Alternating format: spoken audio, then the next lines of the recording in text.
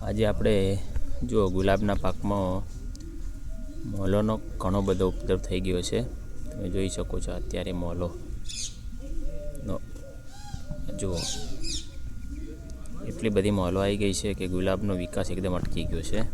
હવે આપણે જુઓ તમે આ મોલો કેટલી બધી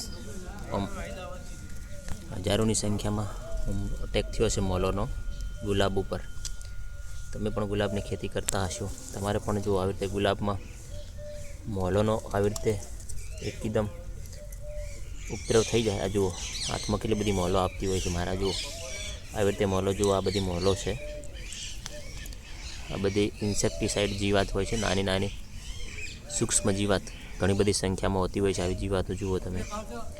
હવે આ જીવાતને મારવા માટે આપણે ઇન્સેક્ટિસાઇડ જે દવાઓ બજારમાં મળતી હોય છે તેનો ઉપયોગ કરીશું, જેમાં ઇમિડાક્લોપ્રિડ છે, પછી ડેલિગેટ જે કંપનીના નામે મળતી હોય છે એ દવાનો પણ આપણે ઉપયોગ કરી શકીએ છીએ।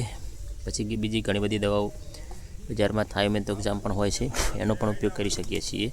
જો ખૂબ જ માત્રામાં ગુલાબમાં હુમલો થયો છે અત્યારે, તો ગુલાબની ખેતી કરતા ખેડૂતો માટે આ ખાસ ધ્યાનમાં રાખવા જેવું કે તમારે ગુલાબના પાકમાં જો અત્યારે આવી રીતે મોલો દેખાય તો તમે મેં હમણાં જે કહ્યું એ બધી દવાઓમાંથી ગમે તે એક દવાનો છંટકાવ કરી અને તમે તમારા પાકને બચાવી શકો છો।